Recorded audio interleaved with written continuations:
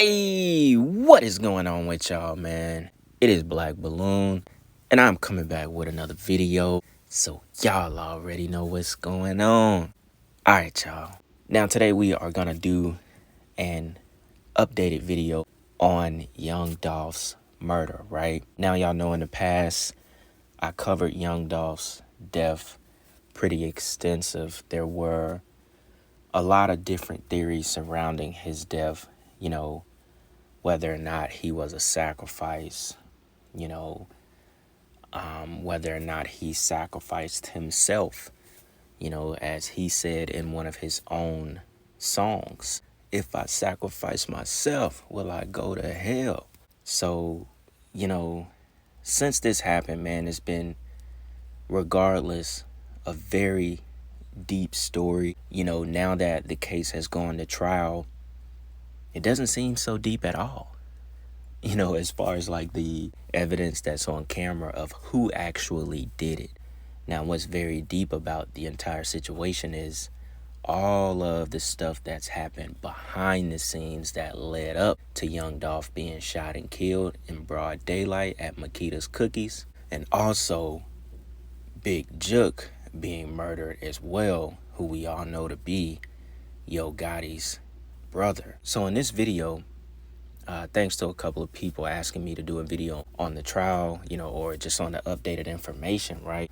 We'll go over some of the things that they have been showing in the trial. Obviously, every murder goes to trial, but this is one of those, like, it's done. The evidence is overwhelming, but I think what will come from this trial will be something to take note of, which will be a possible RICO to Yo Gotti and CMG, and just basically proving that Yo Gotti has a lot more to do with this than we may have known, which I think Yo Gotti paid $50,000 in order to get a lawyer for one of the two men that we're looking at right now. But we'll get into all that as the video goes on. We're also going to get into the death of Big Jook, and just make it out to be a good video about the death of Young Dolph, right? Now, do I think this was just some street shit, beef shit that really turned into a murder? I don't know. I think this is definitely deeper than just Yo Gotti setting Dolph up, because of the things that Dolph said himself. One thing, we'll definitely get into that more in this video. I don't want to keep this intro too long, so we'll go ahead and jump into the first clip of this video, y'all. Check this out. This taller man here in the yellow shirt, blue jeans, white shoes. His name is Adolph Thornton Jr. Record label that's called Paper Route Empire. Paper route, like a young man or woman would have to make money on the side throwing papers, but also a play on the word paper, because in Memphis, slang for money is paper. Trying to make it on your own is obviously hard. In this game, trying to make it on your own can create enemies. PRE, Paper Route Empire, his label, is not the only label in Memphis. He's not the only famous rapper in Memphis. Another label, CMG, Cocaine Music Group. And they became an enemy. They wanted Dolph under their label, but he turned down millions. I want to do it myself. The second time, they wanted Dolph under their label, but he turned down many millions. I want to do it myself. And in this game, whether it's smart or not, there are things called, as in Memphis, we call them diss tracks, D-I-S-S. A rap where I may insult level whatever sort of insults and everything else I want to in the song itself. And Dolph had plenty of those. And he had plenty of those directed at this other label, the Cocaine Music Group, at their artist, and at their number 2 person. His name is Big Jook, the number 2 person of Cocaine Music Group.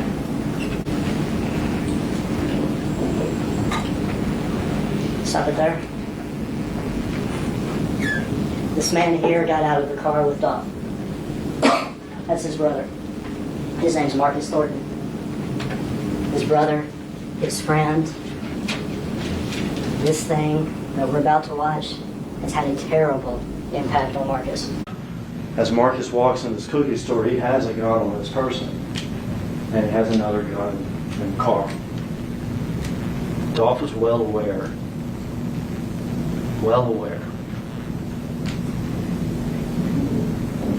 of the threats and the violence from CMG that were constantly hanging over him and his people.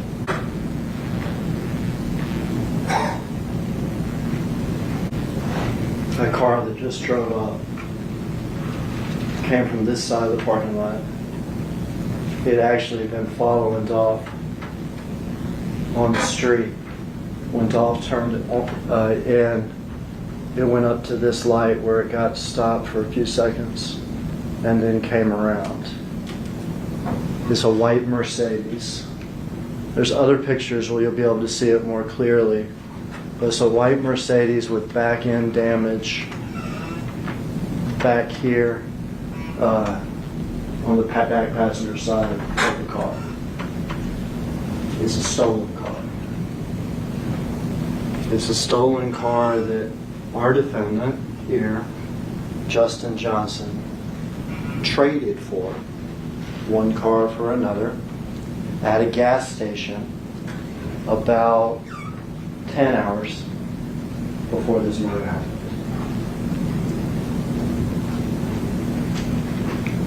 This man got out of the passenger side of the white Mercedes.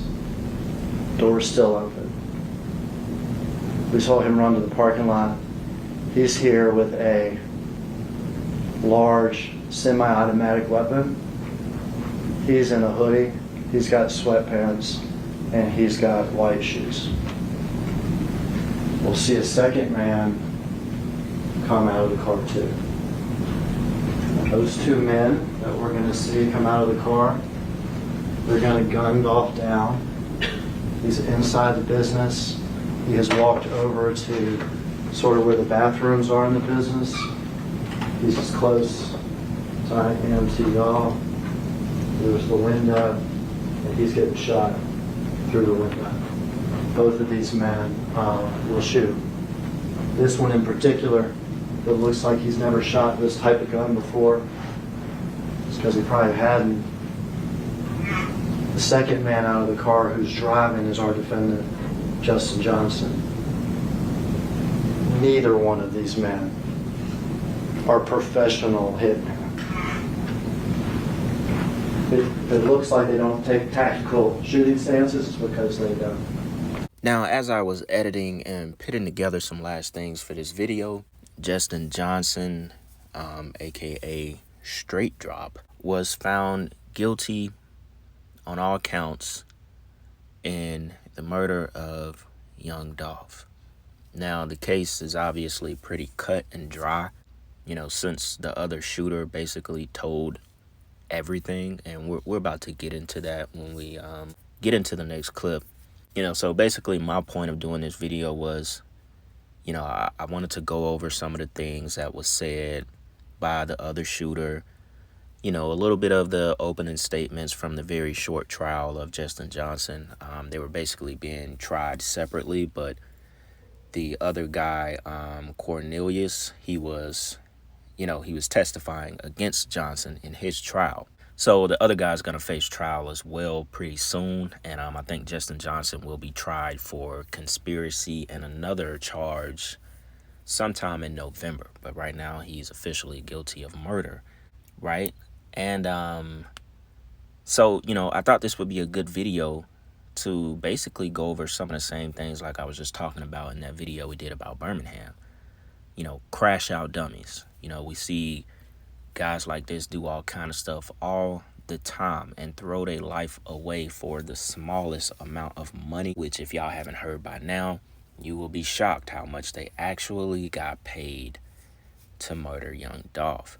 Now, I do want to get into things that involve the industry as well, because to me, there's still some questions around all of this stuff. Yeah, we have proof. We have it on camera. They even showed the footage of him barely shooting the gun. That's why I wanted to show the beginning. I couldn't show him walking up to the window with the gun because of YouTube guidelines. But, he couldn't even control the Draco. He couldn't even shoot the gun correctly. And in the opening statements, the lawyer made sure that the jury heard that. Like, he was all over the place with the gun. The gun was finna fly out his hand. And it was brutal. Y'all can go watch it. When Dolph fell through that window, they sprayed him when he was on the ground. But like I said, to me, there's a lot of questions left. And I want to talk about it a little bit more after we watch this next clip. Basically, this will be the clip of the other shooter telling everything. Big Jook being behind the hit or, putting money on Dolph's head and so on and so on. So, without me doing too much talking right here, y'all, check this out.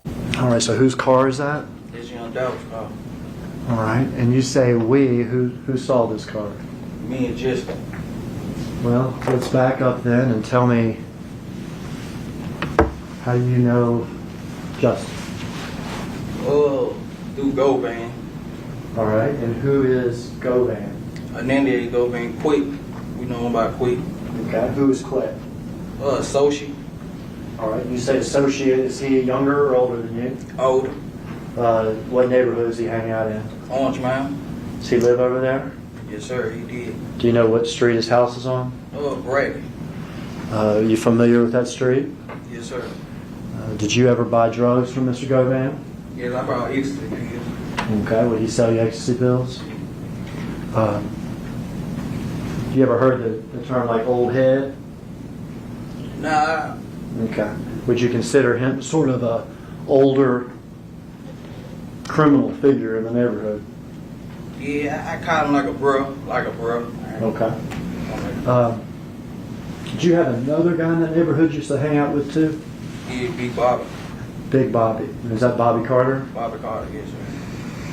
How often would you be over there on Bradley Street? I know that's just about every day. Okay. So this was a hangout area, and you would buy ecstasy from Quet. Quick. All right. How is it that you met Justin through Quet? Just, like, being around, basically. Being around. Would Justin be around Quet too? Yeah, he'll be around quick. Do you know why Justin would be around Quet? They look at each other like brothers, brothers, Okay. and then just rap or whatever. All right. You knew Justin to be a rapper? Yeah, Did you know his rap name? straight drop. And did you know Quet to be involved in, I guess, the rap business or something? He called himself. Okay. Called himself. What sort of would he call himself as far as being in the business? I guess a negotiator. I don't know. A negotiator? I don't know. Yeah. Okay. Do you know whether or not he was trying to negotiate for Straight Drop? I guess trying to get him a deal. Okay. Do you know who he was trying to get him a deal with? Big Juke and them got in him. All right. You said Big Jook, is that correct? Yeah, You ever heard of the music label CMG? yeah, Is that Big Jook's? yeah, Big Juke and them. And his brother, right? Yeah, His brother's Gotti, is that correct? yeah. Okay. Before this day, which is in November of 2021, about how long had you been knowing Justin? A few months. A few months. About how many times do you think you'd been around him? Couple times we done went to the club together. We've been around each other a couple times. Okay. And for the record, I know that it's a formality, but for the record, can you point him out in the courtroom and tell me what he's wearing and stuff? Yeah, the young brother over there with the button-down shirt, blue and white button-down shirt. If the record could reflect that he's identified the defendant, Mr. Justin Johnson, Your Honor. Let the record reflect that the witness has identified the defendant in court. So how did you get to be with Justin Johnson this day on November 17th, 2021? We knew that, you know, they had heat on Dolph and them head or whatever, so Who had a hit on whose head? Big Jug had a hit on Dolph head or whatnot, so How do you know that Big Jug had a hit on Dolph's head? Quit had told me about it, Quit, and you know what I'm saying, being just How much money was it supposed to be? 100,000 on Dolph head. And had you agreed to do this hit? Yes, sir. Had Justin agreed to do this hit? Yes, sir. We all going to do it together? Yeah, they been on it, but yeah. Was there any arrangements as far as splitting the money or anything? Yeah, me and him supposed to be giving Quit 10,000 apiece. All right, so you and him were going to give Govan 10,000 apiece? Yeah. And how much were you going to get? I was getting 40, he was getting 40. Okay. Had you spoken with Justin about this? Yeah, we had been talking about it. Okay. This was not something that just happened this day, but something that was in the process for weeks? Yeah, How did y'all hook up this day, if you remember? he had pulled up to get me. He came and got me or whatever. Where did he get you from? He got me from my father's house. Where's your father's house? Out of Lamont Sims. Orange Mound area? Yeah. When you say you already knew what was going on, you already knew that this is about? Yeah, because we knew they were doing a turkey drive, so we was actually on our way to Westwood. Had you and Justin talked about this particular day before? Like, nah, not the specific day. Like, we just knew that it was turkey drive going every day that week. We just knew that. You knew that, is it fair to say that you knew Dolph was involved in these turkey drives this week before Thanksgiving? Yeah, we didn't know we were going to catch him, but we knew he did his artists. You know, everybody had a hit on their head. Everybody had a price on their heads. From Jook? Yeah, from Juke. And that was going to be y'all's business this week? Yeah, that was our beating this week. When he arrived at the house, do you remember what he was driving? White Mercedes Benz. Okay, had you seen that car before? Nah, I ain't never saw that car. Did you get in the car with him? Yeah, I got him. Was there anybody else in the car? Nah, it was just me and Justin. Were there any guns in the car? Yeah, they was on the back seat in the bag. Do you remember what kind of guns they were? A Draco. Do you remember what you were wearing that day? I had on some gray sweatpants, orange and white Jordan 1s, and a blue Gap hoodie. The blue Gap hoodie? With a do-rag on. With the do-rag on. Did y'all have gloves? I had my own glue. You had your own gloves? He had his own glue. When you got in the car, did you have your gloves on? Nah, I ain't have no gloves on. You said Justin had his own gloves? Yeah, he had his gloves on. Some black gloves. He had his black gloves on before he picked you up? Yeah. Okay. What happens once y'all get to Airways? We had the light. Dolph knew come clean across the light. How'd y'all know it was Dolph? Everybody know, how he car is, the armed T cars and stuff. Yeah. People in Memphis knew about that wrap, right? Yeah. That camouflage white and green and blue wrap. Camouflage. All right, y'all. Real quick, I don't want to lose my train of thought. I did get something wrong. The guy on the left is actually the guy that ran up to the window with the Draco and shot first. Justin Johnson, a.k.a. Straight Drop to the right, is the second guy that came behind him with the pistol and basically finished Dolph off, right?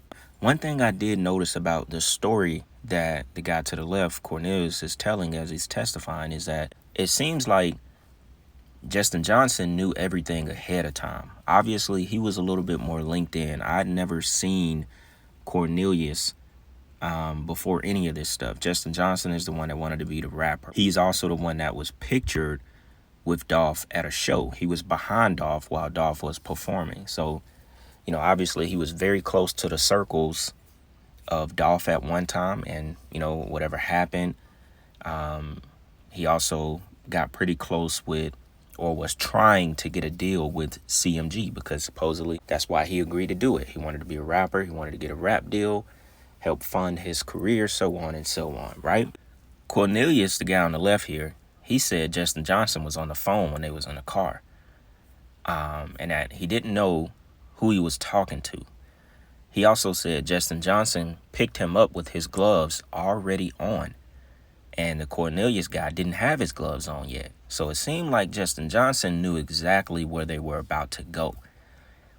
Obviously, they both knew what they were finna do, but I think Johnson knew a little bit more information about where Dolph was about to be than they're letting it be known, because they just said, you know, they knew, you know, Paper Route was in town. They were doing turkey drives. They just wanted to shoot somebody because everybody had the word about the hit on Dolph. So they wanted to go get somebody. They wanted to go get an artist, a Dolph, or somebody. Never said that the intention was to catch Dolph that day. And, you know, the chances of them just riding down, you know, this back row and seeing Dolph go straight across them, they decided to go ahead and follow, you know, pull up about a minute later after Dolph parks and get out. He runs straight to the window and fires the shots. To me, it sounds like they knew exactly, or Justin Johnson, he was the one driving, remember? I think he knew exactly that they were going to get Dolph, and they knew where Dolph was going to go. Because remember, he also said, Justin Johnson, before they did all that, he got out the car at an apartment, and he don't know what he went in to get or what he went in to do. He just came back to the car, so on and so on. He also said he pulled up with his black gloves on, and he was on the phone with somebody in the car talking about whatever. You know, so to me, it seems like they knew what was going on a little bit more than what the guy's testifying to, right? Now, I just wanted to make that a point, because it's kind of setting up what I want to talk about toward the end of this video with the murder of Big Jook, Yo Gotti, and just, you know, factoring in this whole industry thing and Dolph talking about sacrificing himself, right? So with that being said, y'all, we'll jump back into this clip. I want y'all to listen to the rest of what he has to say. Then I'm going to come back and we're going to talk a little bit more, all right? Check this out. That surprised you? See him like that? Yeah. Did you say anything, or did Justin say anything? We was like, there go Dolph right now. All right, what did y'all do? We received the trailer. Received the trailer. So y'all are following him on Airways? Yeah, right over the street. All right. And you saw the first part of this video, didn't you? Yeah. Did you see him pull off here to the cookie store? Yeah, he pulled in the cookie store. What'd y'all do? We made the block. Came with the bagway. I jumped out. Started shooting. Did you know that he shot back at y'all? I ain't noticed until we pulled out. And there was a bullet hole in my side window. And I told Jesse, I'm like, man, I'm hit. He was like, I'm hit too. So I see I'm hit right here on my leg. And I see a bullet hole in my sweater. I said, damn, I'm hit. So we driving out, he was saying he was hit. I'm talking to him, making sure we on Rick, making sure he's straight. I'm like, you alright? He's like, yeah, I'm straight. But the bullet head went in my arm, and it was a bullet in my back. I'm gonna back up. You and Justin here are running to the white Mercedes, is that right? Right. You get in what side of the car? I get on the passenger side. And you say you got shot in the shoulder? Yeah, I got hit in my shoulder, in my upper arm. In the upper arm, shoulder area of On my leg. your right and your leg. And you realized you had been shot once you got in the car? Yeah, once I got in the car. Next. We jumped in the expedition. We was on our way to the gas station. We FaceTime Juke, let him know They was out work. Who FaceTime Jook? Justin had FaceTime Juke, spelling out Dolph. You know what I'm saying? Let him know that we did it. And let's back that up. You say, let him know it was y'all's work. Right. You said somebody spelled out Dolph. Who spelled out Dolph? Justin spelled out Dolph. When you say spelled out Dolph, what do you mean? Like the sign language. With Jailhouse sign language. like this would be an O? Nah, yeah, I think I don't know how to do it, but you know, something like that. All right, so there was some signing, then y'all just took care of Dolph. Who's that? Short call, long call? It was short. Did you hear Jook say anything back? Yeah, he'll get with us when he get done with the kids or get up one of them. He'll get with y'all when? I didn't hear that last part. Get up, or finish with the kids or something like that. But he was busy with his kids. Yeah, something like that. Gotcha, but he would get up with y'all after that. Okay. How are you feeling at this point? I'm hurting because I was shot. Where are y'all's guns at this point? We had them in the backseat of the expedition. Okay, so y'all brought them with you from the Mercedes to the expedition? Yeah. Were y'all still wearing your gloves? Do you remember? I don't remember. Okay. So y'all are in the expedition. The FaceTime call with Jook has happened. What do y'all do? Where y'all headed? What y'all saying? We went to the gas station, put some gas in the expedition truck first in the University of Memphis area. Then Justin was trying to find somebody at the house we could go so, we could get cleaned up or whatnot. All right. You needed some medical attention or something. Yeah, he had called one of his partners. Justin had called one of his partners to bring me a wound kick or whatever. Quickly to talk about these brothers, these young crash out brothers. Well, they're not that young. I guess Justin Johnson pretty young. A lot of guys not really, wise enough to see what's actually going on beforehand.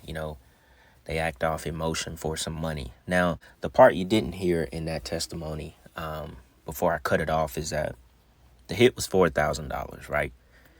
Big Jook sent the word down to Hernandez Govan. Govan sent the word down to Justin Johnson, so on and so on, right? They just found guys who were desperate enough. It's pretty simple. Johnson wanted to be a rapper, get a deal.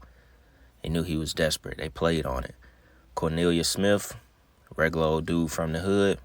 Mind you, Johnson and Smith, the two guys that killed Dolph, they met each other a week before it happened. They only knew each other for a week. These dudes don't know each other from Adam and Eve.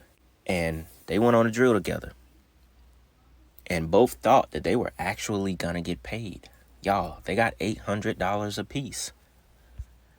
That's why Cornelius Smith was singing in the courtroom. He was ready to tell. You could hear it in his voice. He didn't give a damn. He's ready to tell the whole story.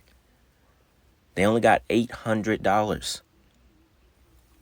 Now, maybe Justin Johnson got a little bit something more on the side, because after the hit, he was draped all in Gucci, North Face jackets, $400, $500 jackets, $1,000 shoes. So maybe he got a little something, because supposedly they flew him out to Atlanta to get ready and sign him to CMG. Now, y'all remember, a lot of people suffered because of this. Hernandez Govan, he lost his daughter. That was a rapper that was signed to Lil Uzi. Y'all remember her.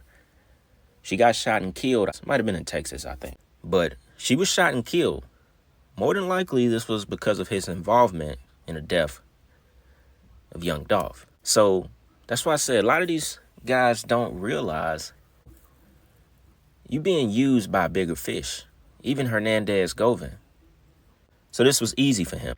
Find two guys that's basically willing to sacrifice themselves, disguise it as y'all finna get $100K, when they knew that they were never going to actually pay these guys $100K. And they even got over on Govan, too. They were like, look, we'll pay them $100K. They're going to give you 10 and 10. You're going to get your little 20.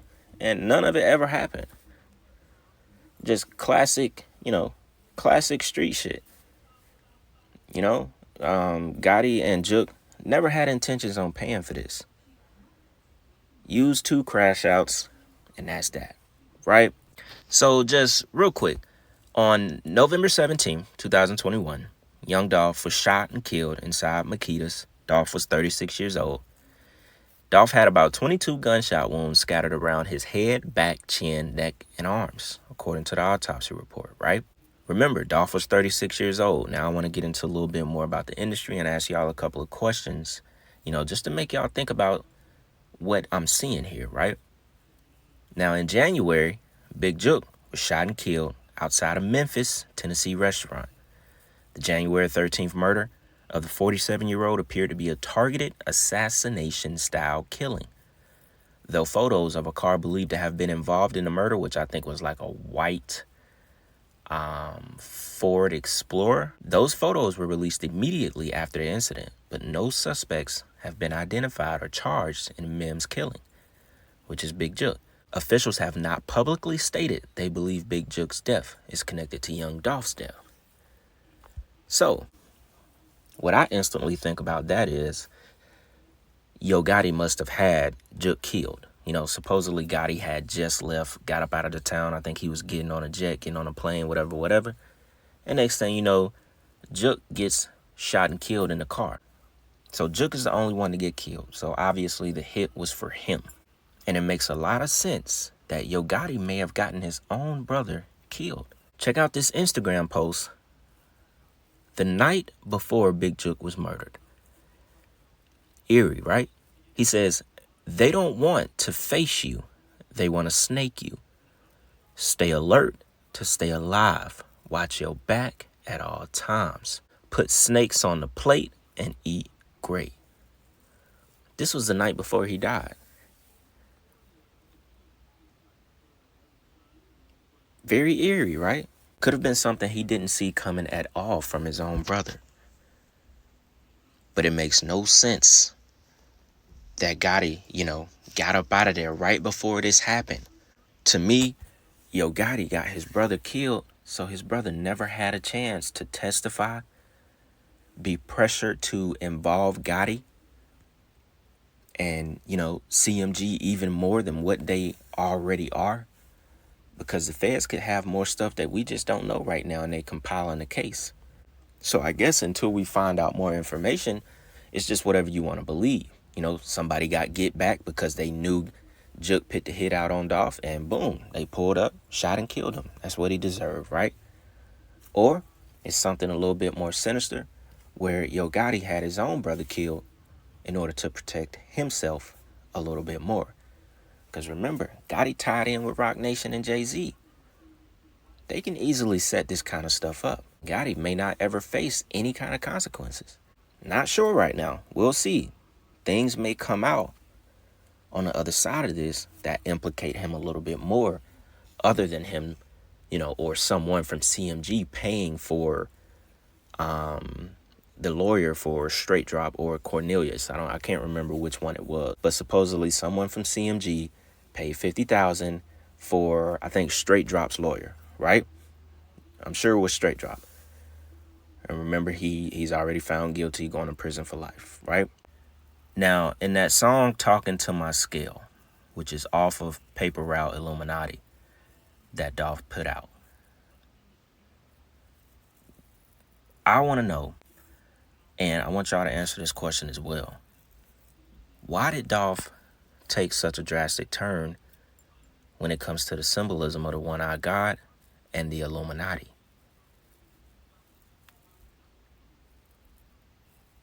What started making Dolph go down this route, using this symbolism, using this energy?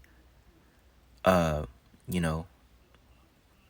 hood guy like Dolph, a street guy like Dolph, from the streets of Memphis. What made him start, pledging his allegiance to the one-eyed God?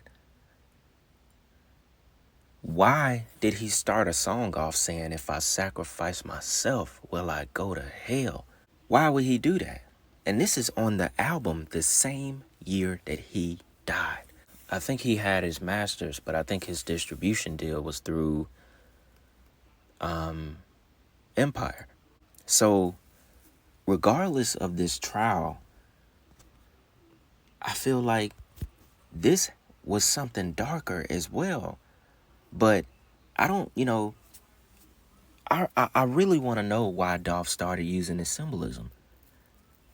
Why would a guy like him, like, that's my biggest question. Why would he talk about sacrificing himself? What's the reason? Why would Dolph want to sacrifice himself? What's going on in the industry and in Dolph's life at that time that was making him want to rap about sacrificing himself? Name an album, Paper Route Illuminati, right before he's gonna die. Did he know he was gonna die? Was this set up? Was this planned? Did he sacrifice himself for his son? For his family? Was this a part of the deal? To even get all of this jewelry, all of that fame? Was this set up by, was this set up by Empire? Was this the label? He has his masters. How much of his masters does he own? There's so many questions to this, y'all.